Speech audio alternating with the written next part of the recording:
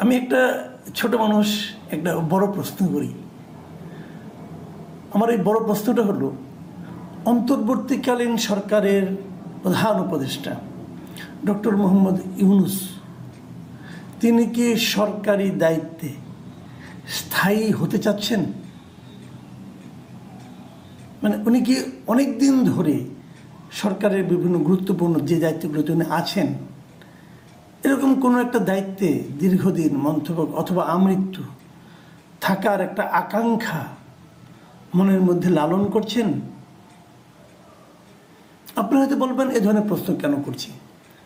হ্যাঁ, সেটা আমি ব্যাখ্যাটা দিচ্ছি।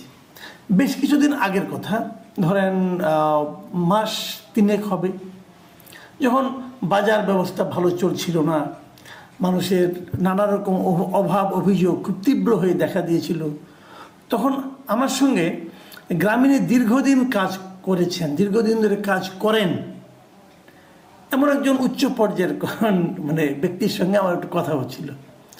তা আমি বলছিলাম ওনাকে যে যেরকম একটা এলোমেলো অবস্থা দেখছি, এমন কি হতে পারে যে ডক্টর ইউনূস রাগ করে বললেন যে আমি আর এই সমস্ত ঝামেলার মধ্যে নাই, আমি আমার জগতে চলে যাই। উনি কিন্তু প্রায়ই বলতেন এটা আমার জগৎ না, আমার জগৎ আরেকটা, আমি সেখানে থাকবো, গবেষণা করব, কথা বলবো, বিভিন্ন দেশে বিদেশে সেমিনারে অংশ নিব, এরকম একটা। তখন উনি আমাকে অবাক করে দিয়ে বললেন, না আপনারা ওনাকে চেনেন না। আমি কিন্তু মানে উনি বলেছিলেন যে ডক্টর ইউনূসকে আমরা অনেক বছর ধরে চিনি, উনি এমন একজন ব্যক্তি, উনি কখনো ক্ষমতা ছাড়তে চান না। এবং তখন উনি আমাকে মনে করিয়ে দিলেন, ভাবুন তো একটা জিনিস, যে হাসিনার সঙ্গে ডক্টর ইউনূসের যে বীরত্ব, যে মামলা, প্রথম মামলাটা হয়েছিল কি নিয়ে, যে ডক্টর ইউনূস গ্রামীণের এমডি থাকবেন কি থাকবেন না এটা নিয়ে, এবং সুস্পষ্ট আইন ছিল যে গ্রামীণ ব্যাংকের এমডি হবে, সর্বোচ্চ বয়স হতে পারবে 60 বছর, মানে 60 বছরের পর আর কেউ গ্রামীণ ব্যাংকের এমডি থাকতে পারবেন না, এটা সুস্পষ্ট আইন দ্বারা নির্ধারিত। এবং এই আইন মেনেই গ্রামীণ ব্যাংক চলত। 60 বছরের পর ডক্টর ইউনূস 70 বছর মতো থেকেছেন, 71 বছর বয়সে আদালতের রায় হয়েছে যে তিনি আর এমডি থাকতে পারবেন না, মানে মামলা হয়েছে এটা নিয়ে। মামলা না হলে উনি আরও থাকতেন, আমৃত্যুই থাকতেন। তার মানে উনি এ পদটা ছাড়তে চান নাই।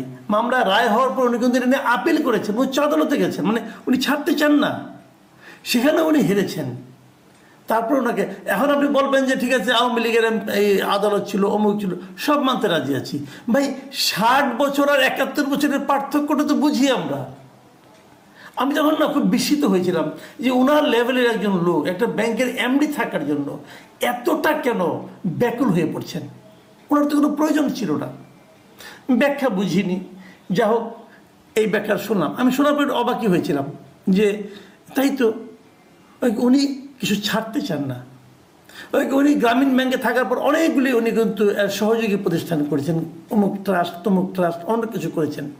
যতগুলিতে করেছেন এর 80% মধ্যে উনি প্রেসিডেন্ট, মানে উনি সভাপতি, উনি প্রধান, উনি চেয়ারম্যান, উনি পদ ধরে রাখতে চান। এটা ওনার স্বভাব। বৃহৎ মানুষদের, অনেক বড় যারা মানুষ না, তাদের কিছু কিছু কিন্তু মানবিক সীমাবদ্ধতা থাকে, হয়তো ওনারও এটা আছে। এখন আপনারা হয়তো বলবেন যে এই প্রসঙ্গটা আমি এখন কেন আলোচনা করছি, সেটা আপনাদেরকে আমি বলছি কেন করছি। গতকালকে আমি একটা থিওরি দেখলাম।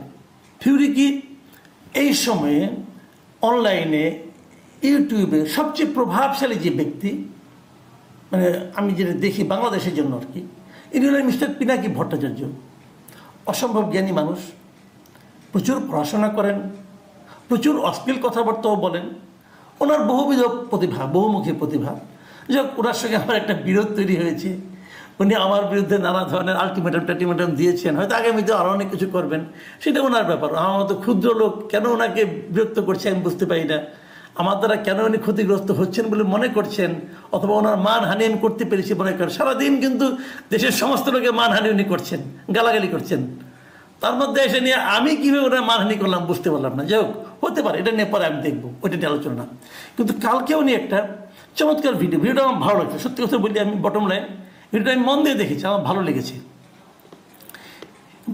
কি ভিডিওটা, উনি একটা চমৎকার, উনি মাঝে মাঝে থিওরি দেন, কিন্তু উনি একটা থিওরি দিয়েছেন যে ডক্টর ইউনূসকে প্রধান উপদেষ্টা রেখে একটা জাতীয় সরকার করা যেতে পারে, এবং সেই সরকার হাসিনা যে নির্বাচনটা করেছিল ৭ই জানুয়ারি ২০২৪, সেই সরকারের মেয়াদ যতদিন থাকার কথা, মানে 5 বছর ধরেন, তারপরে 2029 সাল পর্যন্ত, 29 সাল পর্যন্ত এই সরকারটা থাকবে।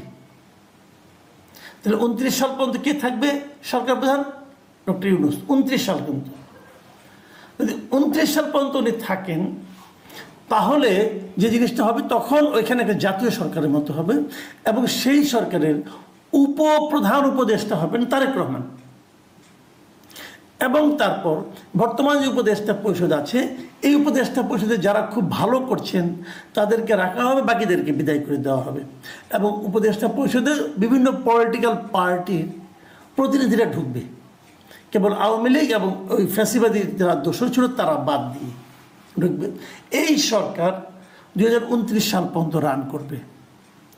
এই হলো পিনাকি ভট্টাচার্যের হাইপোথিসিস বা থিওরি, যাই বলেন না কেন, উনি দিয়েছেন। তো আমি ভাবলাম কি এটা হতে পারে। উনি অনেক কিছু তো বলেন, ওনার সবগুলোই যে আবল তাবল তা কিন্তু আমি বলি না, উনি ভালো কথাও বলেন, উনি অত্যন্ত গভীর কথাও বলেন। আমার কাছে এটা চিন্তা ভাবনা করে উনি বলেছেন বলে আমার কাছে মনে হলো। আমি পরে ভাবলাম যে এই চিন্তাটা ওনার মাথা থেকে এলো কেন। এই জিনিসটা একটা ছোট ঘটনার প্রেক্ষিতে আজকে একটা মানে হঠাৎ করে দেখ সমসাময়িক টাইমে হয়েছে। সেখানে হলো এই যে এনসিপি আছে, জাতীয় নাগরিক পার্টি, এই পার্টির একজন নেতা, আবার সে অনেকে বলে যে ভাই আপনাকে এই লোক ছাড়া কাউকে পান না। না না, আমি পাই না তা না, হঠাৎ করে যেহেতু ঘটনার সঙ্গে প্রাসঙ্গিক তাই বলছি। এই সার্জিস আলম, সে আবার একটা পোস্ট দিয়েছে শনিবার দিন। সেই পোস্টে উনি কী বলেছেন? সেই পোস্টে উনি বলেছেন, আজকে উনি পোস্ট দিয়েছেন, সেই পোস্টে উনি বলেছেন, আমি আপনাদের হুবহু পড়ে শোনাই। প্রফেসর ডক্টর মোহাম্মদ ইউনূসের মতো একজন স্টেটম্যানকে 5 বছরের জন্য বাংলাদেশের একটি নির্বাচিত সরকারের প্রধানমন্ত্রী হিসাবে পাওয়ার আকাঙ্ক্ষা আমার আজীবন থাকবে। তার মানে ওনার আকাঙ্ক্ষা হলো ডক্টর মোহাম্মদ ইউনূস একটা নির্বাচিত সরকারের প্রধানমন্ত্রী থাকবেন।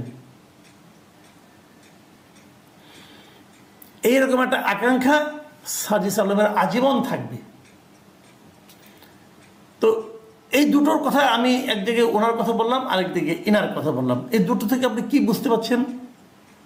দুজনেই একটা কথা বলতে চাচ্ছেন, সেটা হলো ডক্টর মোহাম্মদ ইউনূস আরও বেশি দিন রাষ্ট্র ক্ষমতায় থাকুন।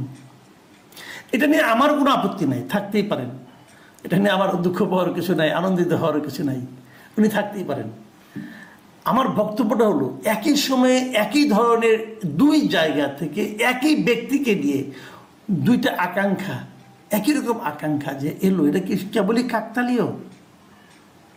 আমার কিন্তু তা মনে হয় না।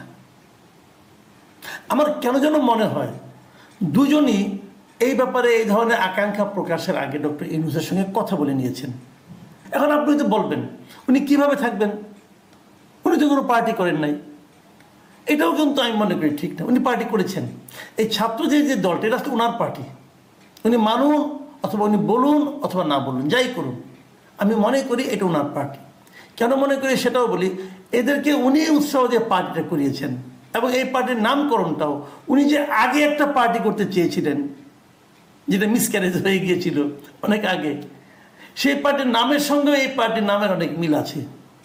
তো যাই হোক, তো উনি এই পার্টিটা, আমি মনে করি এই পার্টির সঙ্গে ওনার একটা খুব ভালো সম্পর্ক আছে বলেই এই পার্টির নেতারা বিভিন্ন জায়গায়, দেশের বিভিন্ন জায়গায় যখন যান, তখন সরকারি পার্টির যে বাহাদুরি, যে পাওয়ার, যে এটা তো এক্সারসাইজ করতে পারেন অবাধে।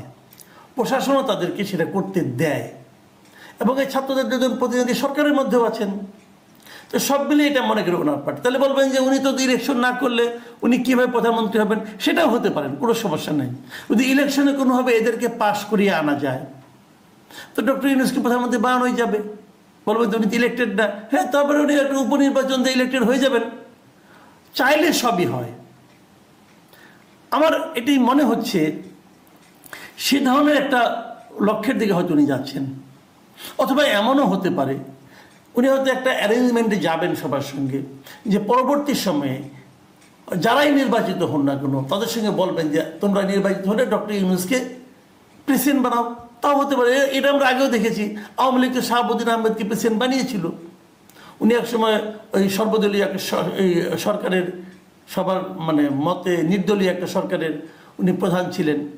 উনি কিন্তু একটা টার্ম পরে কিন্তু প্রেসিডেন্ট হয়েছিলেন, আওয়ামী লীগ বানিয়েছিল। ওনাকে বানাতে কোনো সমস্যা নাই। তার মানে বটম লাইন যেটা হলো, আমার মনে পড়ে গেল সেই গ্রামীণের সেই কর্মকর্তার কথা যিনি বলেছিলেন, আমাকে বলেছিলেন, দেখবেন যে কোনো ফরম্যাটেই হোক ডক্টর ইউনূস এই সরকারের সঙ্গে আগামীতে যে সরকার থাকবে থেকে যাবেন। প্রাইম মিনিস্টার ফরম্যাটেই হোক, প্রেসিডেন্ট ফরম্যাটেই হোক, অথবা উপদেষ্টা ফরম্যাটে হোক থেকে যাবেন। উনি ছাড়ার লোক না। তখন মন খারাপ হয়েছিল, এখনও মন খারাপ হচ্ছে। তখন যে কারণে মন খারাপ হয়েছিল, এখন অন্য কারণে মন খারাপ হচ্ছে।